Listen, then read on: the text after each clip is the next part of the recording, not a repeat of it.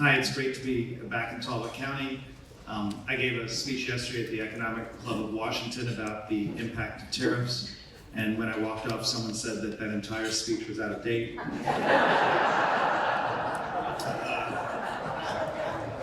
I just checked my phone before I came up here, and I want you to know what I'm going to say today is absolutely up to date as of 8:31 this morning, but I take no accountability for what's happening afterwards. So as was suggested in the introduction, my background is a little different than most of the members of the FOMC. I don't have a PhD in economics. I did work for McKinsey for 30 years, helping companies raise prices or lower prices, frankly, more often raise prices, hire, fire. And so I think I can do something different in the room, which is to try to bring the real world to what's happening in the economy. To do that, I really am committed to being on the ground. This is my fourth city and fourth hotel this week. And I think what I've learned when I'm out there is that people see the economy through their own lens, and that the beliefs and the outlooks of consumers and businesses actually matter in the economy. Matters when they choose to hire, to invest, to switch jobs, to make a major purchase, to raise wages or raise prices. And so I thought what I'd do today is spend my time talking about how those beliefs and expectations affect today's outlook, because as I suggested at the beginning, a lot's going on. Now, everything I'm going to say today is my own point of view, not that of anyone else in the FOMC or the Federal Reserve System.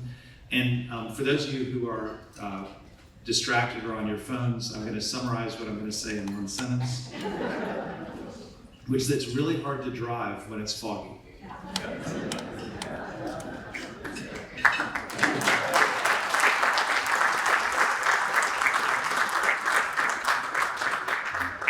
I'm going to come back and maybe even torture that metaphor by the time I'm done, but I just think that's what encapsulates where we are. So with that said, let me just take you back 3 short months to the end of 2024. Conditions looked good. GDP grew 2.5% last year. That's a healthy level. Unemployment was at 4.1%. That's what most people think is sort of its natural low. The 12-month personal consumption price index, which is the one we track, had come down considerably. Its peak was 7.2%. By the end of last year, it was down to 2.6%. Maybe more importantly, businesses were overwhelmingly optimistic. Small business optimism, for example, saw its biggest jump in 40 years in November. It then increased even further in December. Election uncertainty had moved to the rearview mirror. The supply side had healed. Business-friendly policies seemed likely. Consumers too, with unemployment low, real wages up, and the stock market soaring, were feeling confident. You saw that in really strong holiday spending. Put simply, people were feeling good.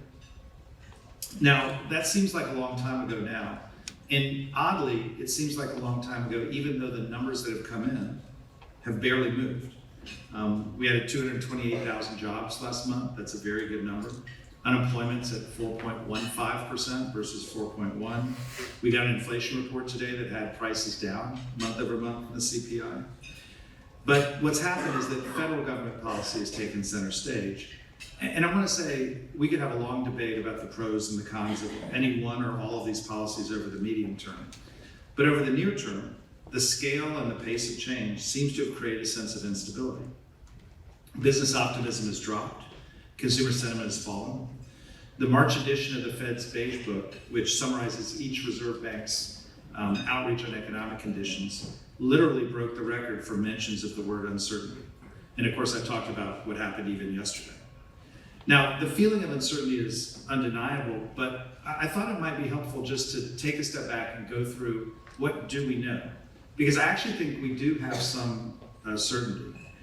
We know we're headed toward more tariffs. We know we're headed toward lower net migration. We know we're headed toward an extension of the 2017 tax cuts, toward deregulation, toward lower growth in government spending, and toward more efforts to promote traditional energy sources. Some of the specifics on these things are starting to come out. We also know what typically happens when you move policy in each of these directions. What we don't know is how far these efforts will go, how they'll net out, and when they will land with enough clarity and finality for participants in the economy to act. Or as I've been saying, we're on the road, it's foggy, we know the direction, we're just not sure about the destination. And so what I'll do, maybe if it's helpful, is just take each one of these policies that I talked about and tell you sort of what we know from the past and then what we don't. So take tariffs. In 2018, we had a whole tariff round. Average tariffs rose by about 1.3 percentage points. Most studies would have suggested that the impact on growth was modest either way, and it probably increased inflation 30 basis points, so 0.3%. This time around, with all the tariffs announced thus far, now, this number is a day old, so including the tariffs announced on April 2nd, we're going up 15 times. So rather than, 15 times the rate that we did before. I'm told, and these are rough numbers, that that number hasn't changed that much because we increased on China and decreased on the rest of the world, but I've got my analysts still working on that number.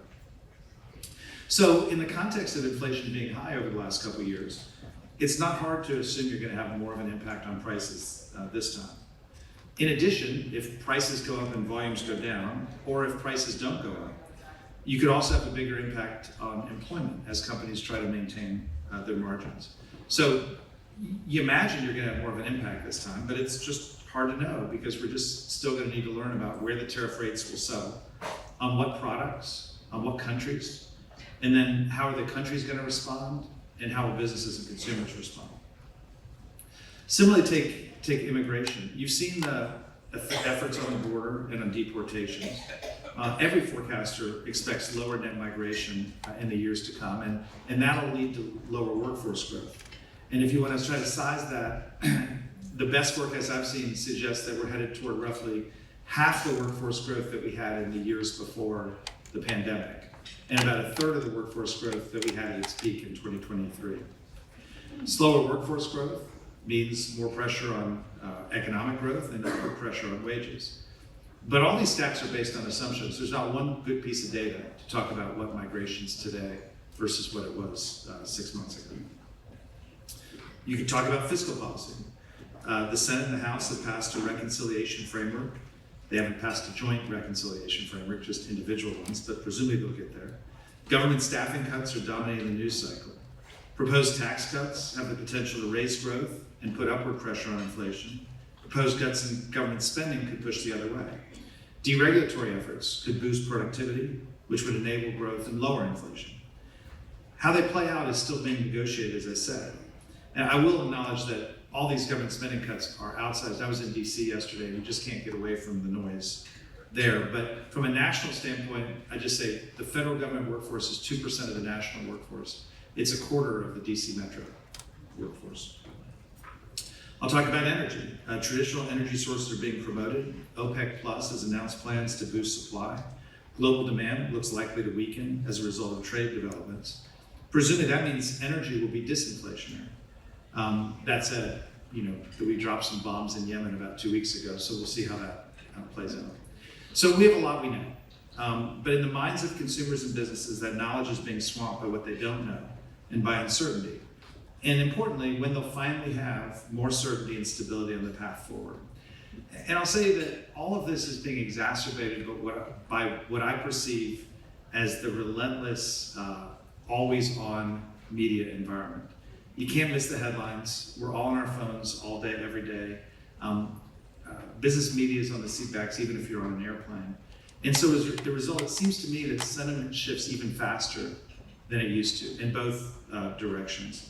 And that the shifts are magnified. And if you just want to reflect on that, think about what happened in the pandemic. In the middle of the week of March 13th, whenever they canceled the NCAA tournament, this was all just a cold or a flu. By the end of the week, everything is shut down. Think about inflation. It all of a sudden happened 1 month, and then every headline you saw every day, every week was about inflation. It just sort of spiraled. And that's the risk, I think, today, is that minor shifts in sentiment turn into major shifts in sentiment overnight. So with all this, and this is a tortured analogy alert, a dense fog has fallen. And it's not an everyday forecasting is hard type of fog.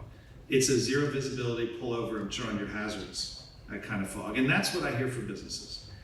Even those who believe the sun is lurking behind the fog just aren't willing to take many risks today. For the most part, I don't hear them pulling back, but they're not pushing forward either. And I just remind you that if you're driving in really dense fog and you can't see, it's just not a good idea to accelerate. You don't know what you're going to run into. It's also not a good idea to screech on the brakes because you don't know who's going to run into you. And so what businesses are doing is they're on pause, they're on hold, they're frozen, they're paralyzed until the fog lifts. And those are the words they're saying to me. It's even more pronounced in sectors who are downstream of federal government spending changes. Think nonprofits or hospitals or universities. It's also that way for manufacturers, especially those with exposure to tariff countries. The labor market's been in what I've been calling a low hiring, low firing environment. The hiring rate is very low, but the layoff rate is very low. That's a fine equilibrium, and jobs have been growing nicely. I mean, frankly, I've been hoping in the post-election context that that optimism would lead to a surge of hiring, but I'm just not seeing that. And it's just not hard to imagine that things will break the other way. And if you look at the layoff announcements for the last 2 months, they've gone up quite significantly. We're also seeing signs of cautions from consumers, and this one's a little bit less clear, to be clear. Consumer spending has been weak over the last couple months. A number of large firms, including airlines and retailers, have raised flagging consumer confidence in recent weeks while warning about weaker demand, and that would be rational. Wage growth expectations are normalizing at the same time that tariff talk is pushing up inflation expectations. And the net of that is people expect their real wages to go down, not to go up. At the same time, equity markets, this isn't news to you, have been more than a little bit volatile. And both of those, have the risk of shaking public confidence and therefore consumer spending. So to close, I'll just say sentiment matters. For consumers and businesses to spend and invest, they need to have a certain level of confidence and stability. For credit and equity markets to finance their investments, they need that as well. And for now, an uncertainty-driven drop in sentiment looks like it could quiet demand. And the outlook, once the fog lifts, depends on how long it lasts. So what does that mean for the Fed and for monetary policy? Well, we face the same fog and the same choices as businesses and consumers. And as I said, when you drive in fog, you drive carefully, you drive slowly, and if there's a safe place to pull over, turn on your hazards, you do that to avoid getting in trouble. And that's where we are. At our last meeting, we held the Fed funds rate steady. The labor market is still solid, inflation is still above target, so being a little bit restrictive is a good place to be. If conditions start to shift, we're well positioned to adjust. But until then, like businesses and consumers, we're just waiting for the fog to clear. So with that, we have the opportunity for questions. I always learn from them. I understand there's one mic, and so you have the opportunity to stand up in front of the mic and ask a question. You can ask absolutely anything you want. I will answer absolutely anything I want.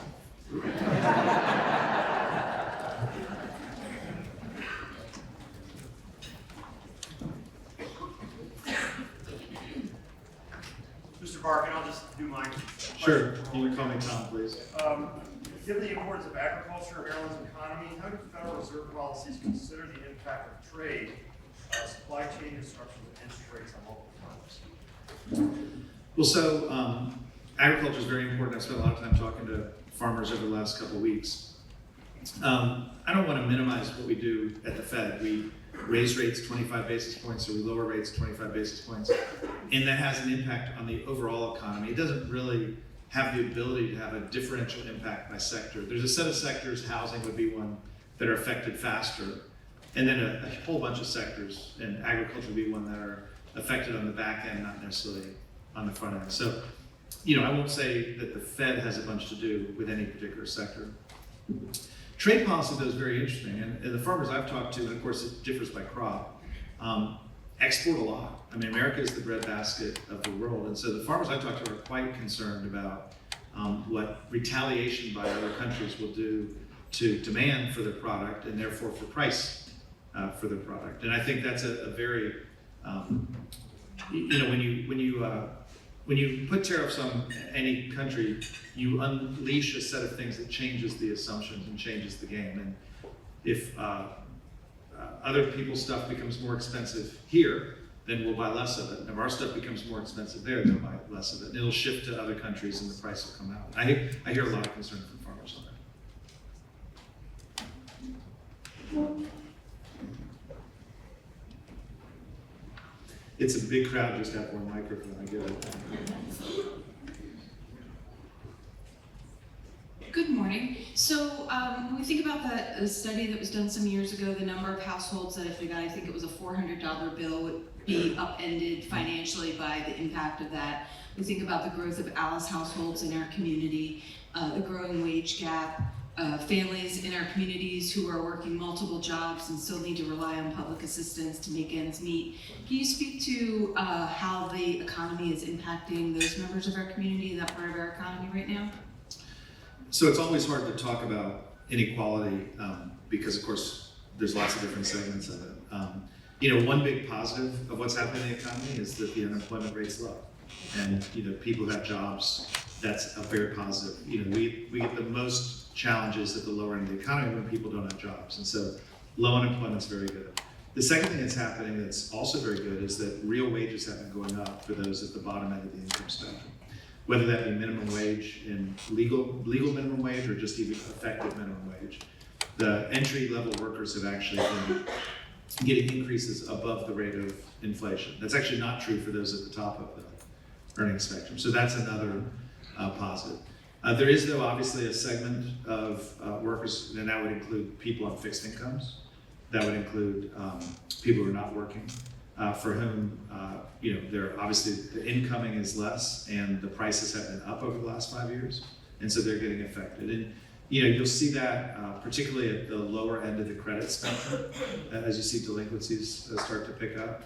And that is a big issue. It's always an issue. I'm not sure it's a bigger issue today than it was 5 years ago. It's certainly not as big an issue as it was 15 years ago, but it's absolutely still a big issue. And I guess I'll say this. The math on the economy is reasonably straightforward. Growing the economy requires growing the workforce and growing productivity. If you look at our economy and you say we need to grow the workforce, fertility is not in the current plans, right? I mean, it's 21 years away if we were to increase the fertility rate.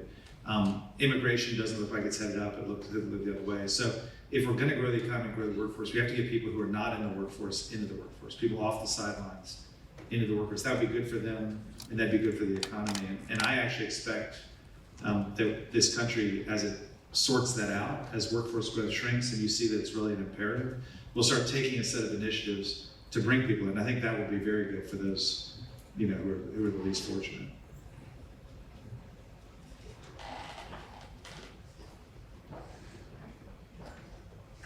Close to the mic. Well, I kind of like this layout because there's sort of an anticipation as people swim. You gotta go, is this gonna be a tariff question or is this gonna be a tax question? This is an educational I'm kind of profiling you a little bit to see how you are. This is an educational question. I was a weatherman in my former life, so I don't know anything about economics. Well, no, we actually say all the time that weather forecasting was invented to make economic forecasting look good.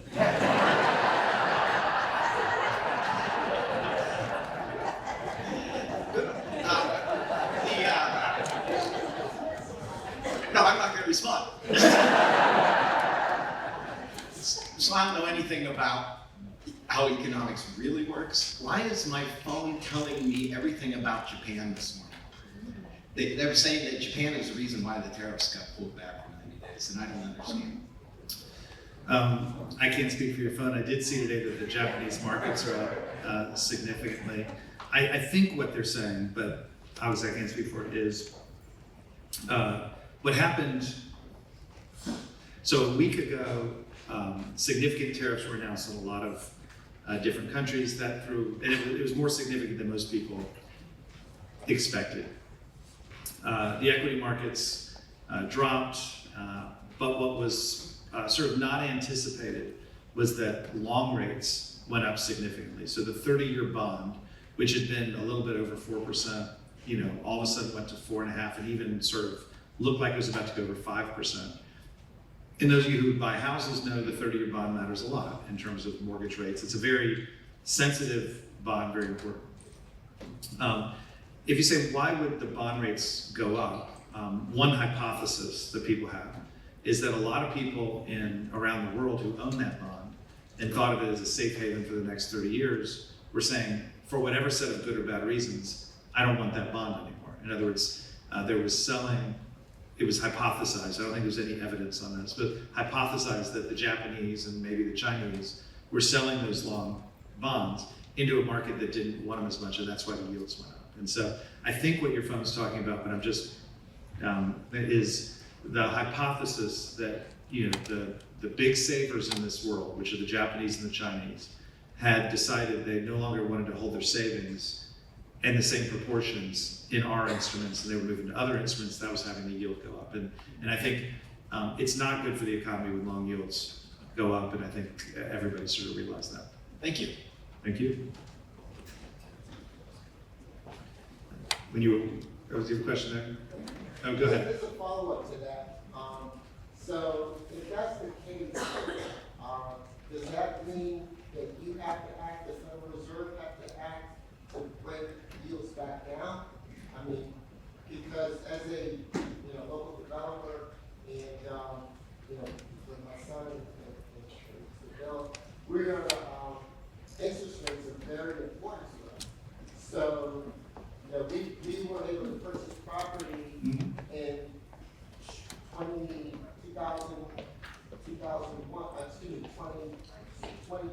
2020 at a very low interest rate. Well, that's variable and about to come due to refinance into another rate.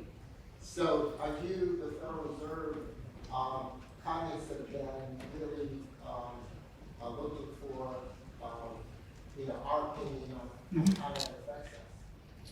And I think you and I had this discussion. I was going to say, are we interested in your opinion? Yes, I got that one. So two things to talk about. First, the Fed does control the overnight rate. So the rate that's charged on overnight loans. And we move that rate based on what's happening to employment, what's happening to inflation. It is proven at this point that if inflation spikes and you raise rates, inflation comes down, and if unemployment drops and you lower rates, then unemployment gets better. And that's, if you want to oversimplify it, that's what we do. We don't control the long end of the curve. So the 30-year is not controlled by overnight rates. The 30-year is controlled by supply and demand for 30-year treasuries. And those of you who are buying houses are buying a mortgage, a 30-year mortgage, which is priced off of a 30-year treasury. And so that's why it matters. And the things that go into that include what people expect inflation to be for the next 30 years. That's relevant. What people expect the credit standing of the US government. I mean, that's relevant. But it's supply and demand of treasuries. And as the deficits increase, we're putting more and more treasuries out there. And even if the Japanese and the Chinese aren't going to buy our 30-year bonds, then we're going to need more Americans to buy 30-year bonds. Otherwise, we don't control that rate. You may have been asking, Tom, would it be great if rates were 2019 again so we could just refinance it? And I guess I just remind you that if you look at the 250-year history of the US, there have been about 20 years where rates were as low as they were in 2019. And about 15 of those years were in the middle of recessions. There's probably only been 5 years that the economy's been strong and rates have been low. And so I just wouldn't wake up and expect that that's the normal, right? Where long rates are today is the same place they were in 2004 and 2005. Those were very healthy years for development and for construction. And so I always worry, when we go back to how great it would be if rates were just exactly what they were at the very lowest that they've ever been. That doesn't feel like the right target. Yeah. I'm going to put you on the spot. Good, because these other questions have just been a breeze.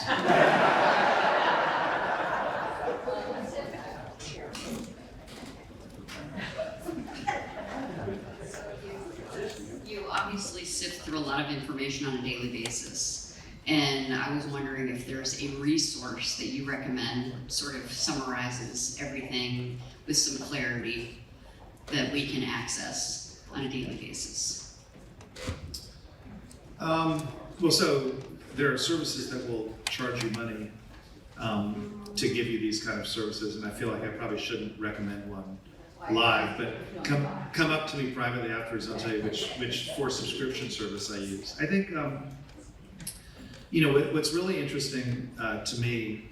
So there's sort of a lot of people out there who will synthesize things over a longer horizon. I'm trying to keep my eye on also what's happening day to day. So for example, this morning at 8:30, we got initial unemployment claims. And that is claims listed by people who have just been laid off. To me, it's the single best weekly measure of whether the employment market is crashing or not. You'll be glad to know it was a very stable number. And so for all the concerns we've got, the labor market is still just fine. But for the labor market part of what I do, that's the single best thing I look at, which is weekly unemployment claims. Then monthly, you'll get the jobs report, and that's the second thing, and that's more of a monthly basis. But again, if you want to do real time, for the health of the consumer, 70% of the economy is consumer spending. A bunch of the banks, I use B of A, but JP Morgan has a similar one, will allow you to subscribe to their data, which shows weekly credit card spending. So I also look at weekly credit card spending, which is in nominal, not real terms. You learn to adjust it over time. And it'll tell you by 15 sectors, what spending was week over week, year over year. And you can see is spending somehow falling off the table or not. Good news, it's not, okay?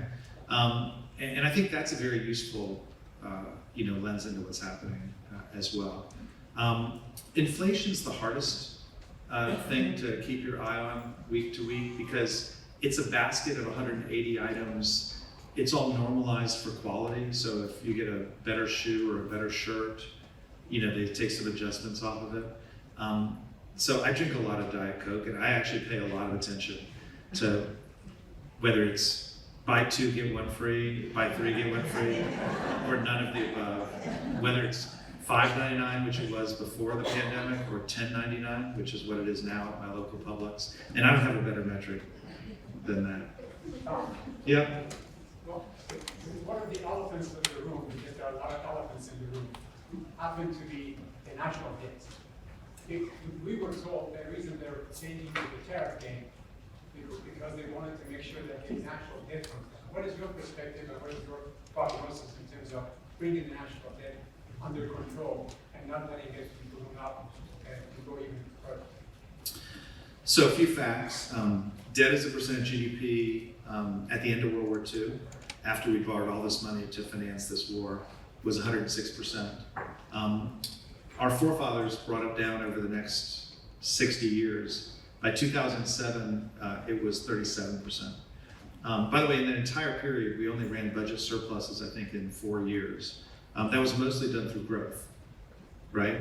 Sort of prudent government spending and growth that was faster than deficit growth. So this is doable over time, but it's a combination of prudence on the spending and collection side and growth on the top line. That's how you have to get done. Today, just to normalize, it's about 100%. And the annual deficit is at the kind of percentage rate that it generally is in the worst of a recession or in the worst of a war. And so, what we're running today is not healthy and not sustainable. Trees do not grow to the sky.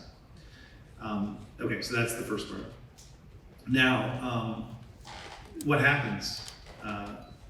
Nothing's happened today. No one can tell you it's going to be happening tomorrow, but there will be some point out there where the people who buy our debt don't really want our debt anymore. And you've seen this in country after country after country. And when that happens, what happens is long rates spike. And when long rates spike, what happens is the economy goes into recession, but also legislators aren't able to afford doing all the stuff they can do. I mean, one notable thing during COVID is we put a lot more money into our economy than Europe did. And part of it is because we could afford to do that. And so, the bigger your debt, the less you can afford, the less you can build your defense, the less you can build your economy, the less you can help those who are least fortunate, all of those things. And again, no one can tell you whether this is going to happen tomorrow or in 2057. There's no one number out there. Japan and Italy, for example, both run much higher debt loads than we do. Note, I don't aspire to be either Japan or Italy, but it's not that but someday out there are these people, I'll call them bond vigilantes, who are no longer going to want to buy our bonds. So you have to do something about it. The challenge with doing something about it, we're seeing it right now, is there's large parts of the economy that are dependent on the federal government. And so that doesn't strike me as all that healthy in the long term, but that's where we are today. And so you've got to get something done on it. That's on the spending side. On the revenue side, you've also got to take that in. There was an interesting thing on the Today Show around 2012, right? The peak of the Tea Party thing, where they had one member, they had a little thing, 8 people, one from every interest group. They had a teacher, they had a student, they had a union member, they had a business guy and then, retiree, and they balanced the budget in 20 minutes. Now, I don't think anything they came up with could get passed today, but they did, they agreed. And so, I don't know, I mean, maybe we could find a moment to do it. Are we at the risk of devaluing the dollar at some point? Well, so you say devaluing the dollar, that's sort of, well, It goes very high, you have to do something with that. right, so the dollar value is determined by, by the strength of our economy versus other economies, by interest rates in this economy versus other economies. It is still the case that this economy is unbelievably strong on the global stage. It's also true that the dollar doesn't really have much of an alternative on the global stage. You wouldn't want to do it in the yuan. A lot of these places don't have enough liquidity. The euro has a risk of fragmentation. But I will say that the dollar as the US reserve currency, we have earned that. And we've earned that over the last 75 years through a combination of strong economy, highly liquid markets, rule of law, low inflation, those sorts of things. It's not an entitlement. The other countries don't like it. Mark Carney, who's now the Prime Minister of Canada, when he was governor of the Central Bank of the UK, actually gave a speech saying, basically, we don't like the fact that US can weaponize its reserve currency status for sanctions that mean that European countries can't sell to places like Iran. So the world doesn't like the fact that we're reserve currency. We're not entitled to it, we've earned it. That just means you have to keep earning it. And things like financial prudence is part of how you keep earning it. Yeah. So I feel like the leadership question here is, how do you balance sentiment and data? And so I would just love for you to talk a little bit about how you wrestle with that and what advice you have for us. So for me, you're trying to make important decisions on the economy. You don't want to just go all anecdote. You also don't want to go all data, especially when it comes in 45 days late and it's revised 3 times. So you have to try to balance it. And I try to balance through information and judgment. So, well, let me take another step back. The other thing that's interesting is that the commonly held measures of sentiment have been polluted over the last 5 or 10 years by politics. And I don't mean that politics is bad, I just mean that Democrats really think that Democratic administrations are really good for the economy, and Republicans really think that Republican administrations are really good for the economy. And strangely, on November 15th, the sentiment on the economy, which had not changed one bit, flipped massively between Democrats and Republicans. Same thing happened in 2020, same thing happened in 2016. But it's even more pronounced with each election cycle. And so you have to be a little careful about the sentiment indices because they do have this issue. It's also true that people's response to surveys is going way down. I think it's a trust and authority sort of thing. And so like the Michigan Sentiment Survey, which has gone way down, has also moved from phone-based to web-based. And so it's a very different metric. That's all technical mumbo jumbo. Just to say, you can't over-focus on these numbers, you just can't. But you should actually focus on what you're learning from that, and if you can calibrate them with what you're hearing in the marketplace. And so, businesses in a fog because of uncertainty, I put that on the table early. I think I heard you guys are in the same place. That I feel very confident on, and I go talk to 10 businesses a day, and they're all telling me the same thing. So I feel very calibrated on it. What I don't feel calibrated on, to be direct, is consumer sentiment, because consumers also had very bad sentiment 2.5 years ago during the peak of high inflation, but they kept spending. Turns out that historically sentiment has really driven spending, but it's also true that people just hate inflation. And they hate inflation, but if you've got more money in your pocket, you're still going to spend. So you've just got to be aware of how these things calibrate. I think the consumer spending, I take a lot more signal from the actual spending, which I can get data on weekly, than I take from the sentiment. On the business side, I take a lot of signal from the sentiment. I have a question. Yeah. What role does pre-K-12, and now we can go higher ed, education have when it comes to economic growth and stability? What can we do? And many of us are parents. So what does that look like? Education is, of all the things you look at, the single highest thing correlated with better health, better wealth, greater resiliency during downturns, employability. I mean, education, quality education, anytime anyone's analyzed it, is the number one factor related to audit. So I'm all in on it. You might be asking, the second question is, are we delivering it? That's a very important question, but probably not one for me.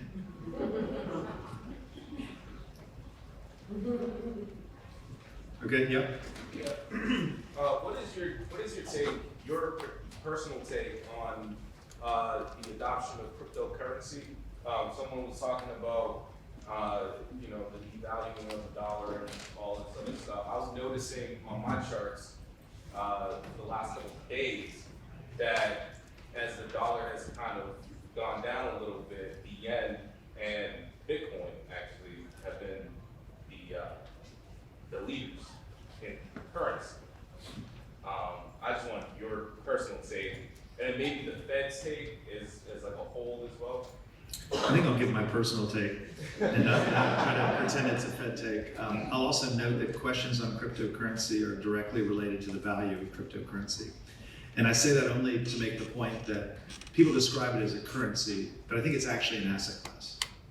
And so there are lots of, it's an asset class that doesn't pay a dividend or interest, but it's worth whatever the next person is willing to pay you for it. And there are a lot of asset classes like that in the world. That's not necessarily a bad thing. I mean, gold is that kind of asset class.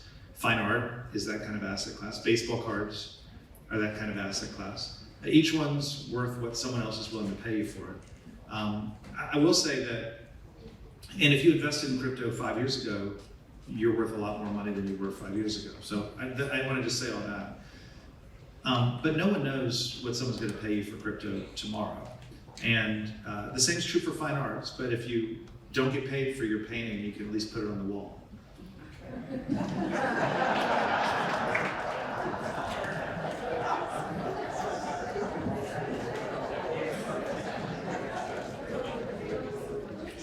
So as a currency, so there's a lot of efforts to rebrand crypto away from being an asset class to being a currency. And it is right now a currency in places. It's really largely a currency in places, first of all, that don't have a stable currency, El Salvador, those kind of places. It's a currency in illicit transactions where you get around the anti-money laundering rules, and so that's the second place. It's a currency. It's really not much of a currency anywhere else. And there's a debate about whether it could become more of a currency. But I'll just say, I don't know why, if you were doing a currency, you would use a currency that isn't backed by the full faith and credit of a government. I just don't. Now, of course, I'm here from the government to help, but I don't get it. There is an analogy out here, which is there used to be a lot of state currencies. If you go back to the mid-1800s, Maryland had a currency. And that currency was good in Maryland. It was backed by Maryland, but it wasn't backed by so you went to Iowa, you had some transaction to try to translate your Maryland currency to Iowa currency. And someday the federal government came along with a federal government currency, and that just trumped all these state currencies. That's kind of how I think about crypto. I mean, it's a currency of convenience at this point in certain places because that's how it's used. But if it really got wide-scale use, it's just not obvious to me why that's better, functionally better, than a currency backed by the federal government. Yep. You were mentioning wild swings in policy. The data shows that new generation is going to be important in the next 5 years because without that generation, we won't be able to meet demand. What do you tell investors in new generation, baseload generation, when there are wild swings in policy every 4 years related to whether that generation would be supported? Yes, I'm not going to have much opinion on electrical generation other than to say it's obvious with all this data center construction and AI development we're going to need more. I do think the wild swings in policy, whether they be every 4 years or even more frequent, are a real issue. And when I was the CFO of McKinsey for a while, and when we were making big investments, we had something called a discount rate. And the investments had a hurdle rate, and maybe it was a 10% or a 15% hurdle rate before you'd make an investment. And that hurdle rate had something to do with what interest rates were. When interest rates were low, the hurdle rate would come down. But it also had something to do with risk and uncertainty.